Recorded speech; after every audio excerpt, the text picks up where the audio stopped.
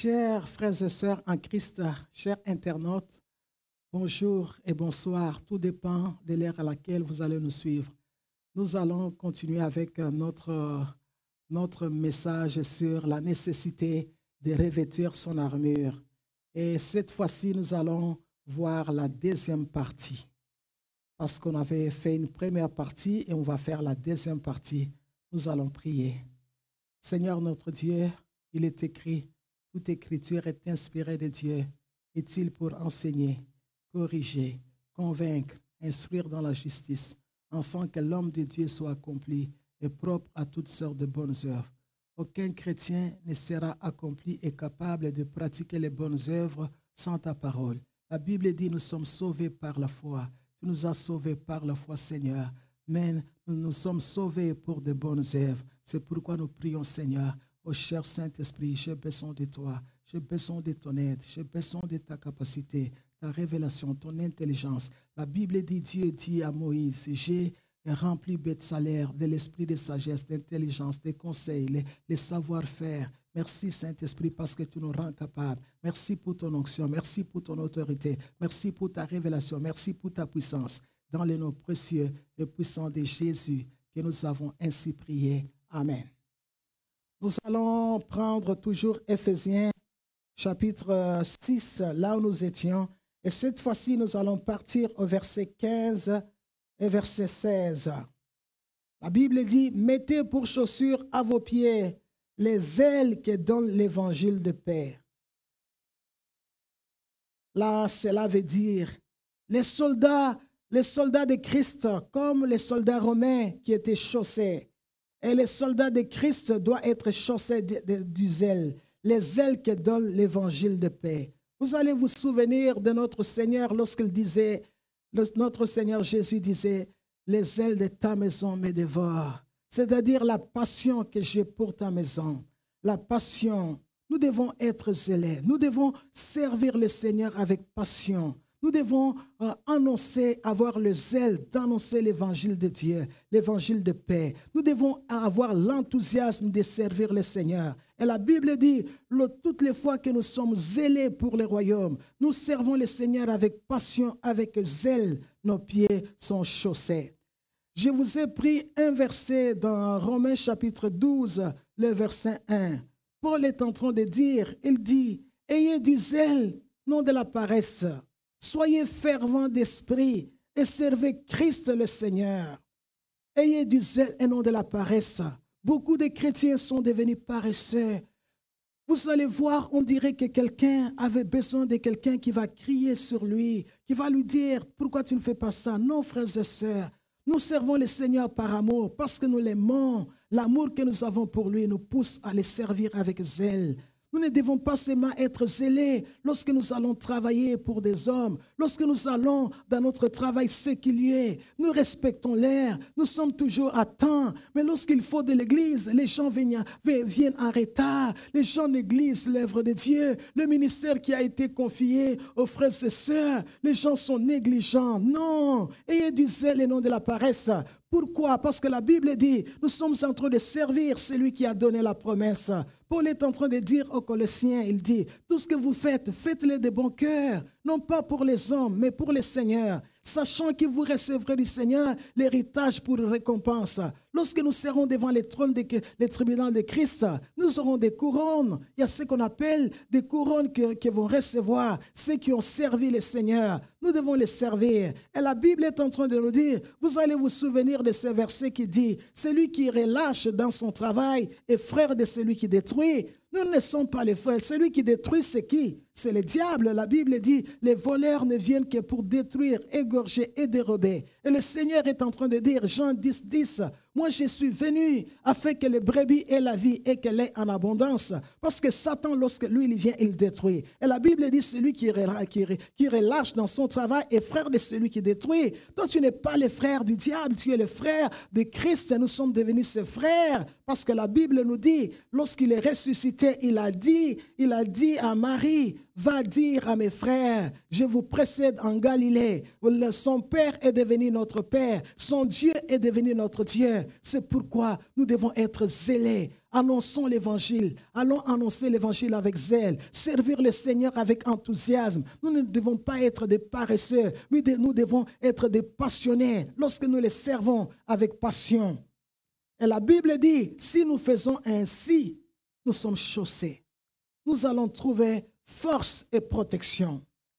Le verset 16, Paul dit, prenez par-dessus tout cela les boucliers de la foi, avec lesquels vous pourrez éteindre tous les traits enflammés du malin.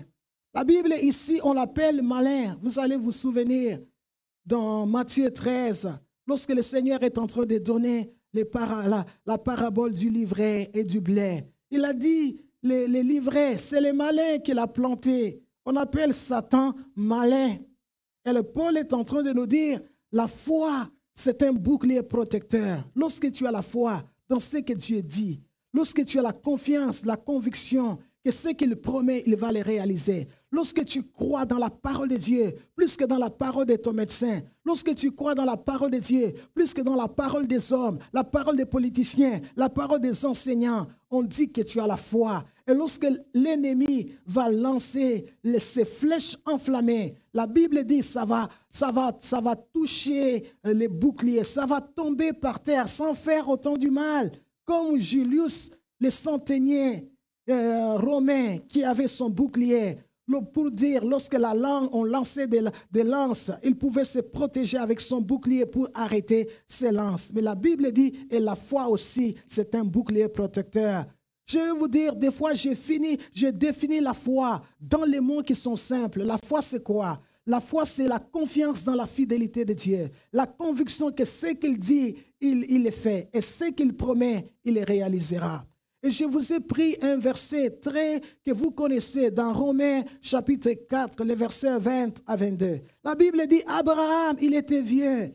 Il était déjà avancé dans l'âge. Sa femme était à la ménopause. Mais la Bible dit, Abraham ne douta pas par incrédulité à la promesse de Dieu. La Bible dit, il fut fortifié par la foi. La Bible dit, donnant gloire à Dieu, ayant la conviction que ce qu'il promet, il peut aussi le réaliser. C'est pourquoi cela lui fit imputer en justice, dit le verset 22. La Bible dit, parce qu'il avait cru dans les capacités de Dieu, dans les possibilités de Dieu.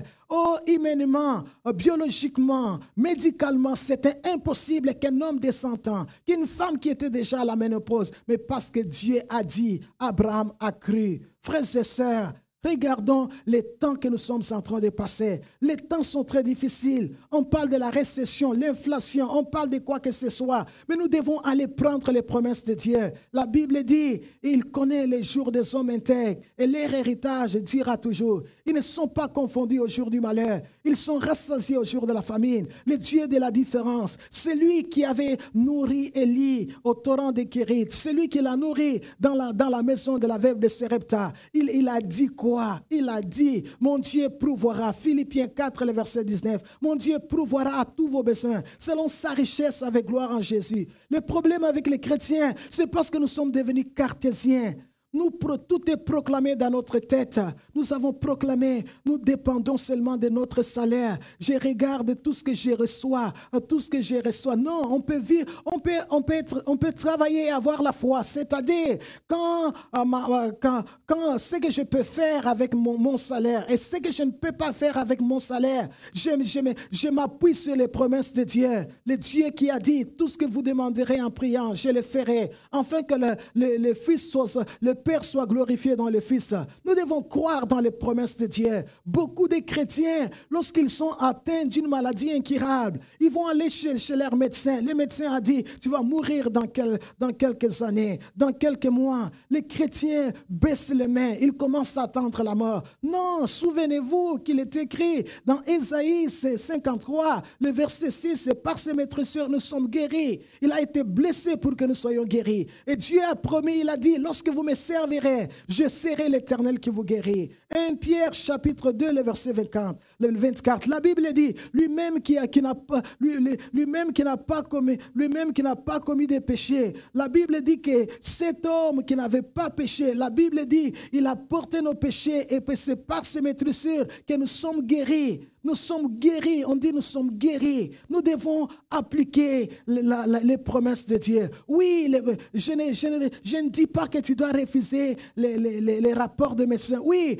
les rapports de médecins est là. Mais je dois faire un choix. J'ai décidé de croire Dieu. Parce que par ce maîtriseur, j'ai été guéri. Et je commence à répéter, je suis guéri. Je suis guéri par le maîtriseur. Je commence à remercier le Seigneur pour les jours où il est monté à la croix, pour les jours où il a été blessé, les jours où il a accepté l'ignominie, il a accepté la honte pour que nous soyons guéris. Et tu verras ce que le Seigneur va faire. Frères et sœurs, nous devons avoir la foi dans la parole de Dieu. David était en train de dire à Dieu, garde-moi, car je cherche en toi mon refuge, que jamais je ne sois couvert de honte, que mes ennemis ne se réjouissent pas à mon sujet. Il dit, ceux qui se confient en toi ne seront jamais confondus. Ceux-là sont confondus, qui te sont infidèles et sans cause. Oui, lorsque nous nous appuyons sur les paroles des hommes, des médecins, les paroles des avocats, les paroles des juges, nous pouvons être, les paroles des politiciens, les paroles des enseignants, les paroles de nos parents, même mon père et ma mère. Lorsque je m'appuie sur ces paroles, je peux être confus. Mais la Bible dit, lorsque nous prenons la parole de Dieu pour appui, comme disait David dans les psaumes 46, il dit quoi à Dieu? Éternel, tu es mon refuge et mon appui. Et il dit, le secours qui ne manque jamais dans la détresse. C'est pourquoi je suis sans crainte. Lorsque toute la terre est bouleversée, que les montagnes chancellent au cœur de la mer, que le flot de la mer mugisse se soulève jusqu'à faire trembler les montagnes. Je suis sans crainte. Pourquoi? Parce que l'Éternel est mon refuge et mon appui. Et le secours qui ne manque jamais dans la détresse. Frères et sœurs, nous allons prier. Nous allons prier, nous allons dire au Seigneur, accorde-nous cette grâce. La grâce d'être des passionnés, des gens qui servent le Seigneur avec passion, avec zèle, avec enthousiasme. Nous ne voulons pas être des paresseux. Non, frères et sœurs, un jour nous allons rendre compte devant le tribunal de Christ. Nous allons prier, nous allons dire au Seigneur, fais-nous grâce de nous appuyer sur ta parole, la parole infaillible, la seule chose fiable. Parce que la Bible dit que ta parole est éprouvée. Tu es un bouclier pour ceux qui cherchent en toi les refuges. La parole de Dieu est éprouvée, c'est-à-dire la parole de Dieu fait toujours ce que Dieu avait dit. Dieu ne peut pas nous mentir aujourd'hui. Parce qu'il n'avait pas menti à Abraham, il n'avait pas menti à Isaac, il n'avait pas menti à Jacob. Pourquoi il te mentira, moi et toi? Nous allons prier. Seigneur notre Dieu, nous sommes en train de prier, Seigneur, accorde-nous la grâce d'être zélé pour ton œuvre, zélé pour aller annoncer l'évangile, de te servir avec zèle et passion, comme dit Paul, et dit zèle et non de la paresse. Parce que lorsque nous sommes zélés, nous sommes chaussés.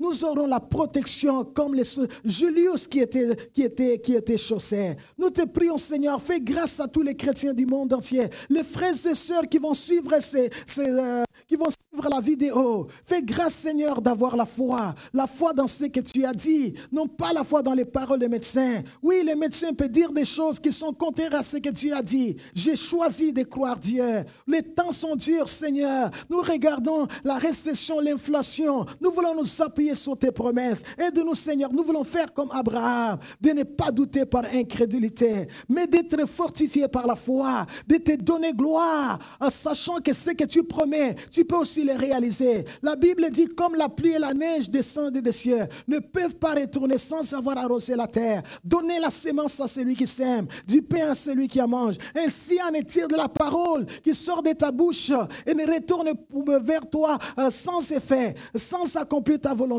ni exécuter tes desseins. Merci notre Dieu parce que tu vas nous aider. Merci parce que tu aides les chrétiens à avoir foi dans ta parole. Merci parce que pendant ce temps, tout le monde peut s'appuyer sur les promesses de Dieu. Oh notre Dieu, merci pour la grâce que tu accordes à tes enfants de s'appuyer sur tes promesses.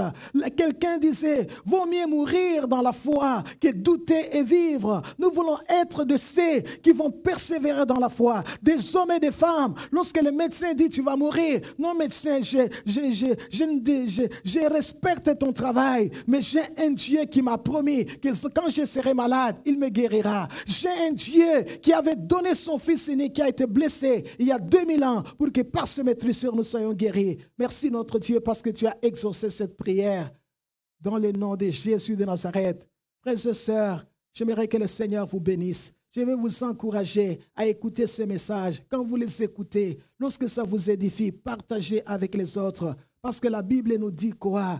La Bible dit, l'homme ne vivra pas seulement du pain, mais aussi de toute parole qui sort de la bouche de Dieu. Parce que nous sommes un esprit possédant une âme, un corps. Si notre corps a besoin du pain pour être en bonne santé, notre esprit, notre âme a besoin de la parole de Dieu.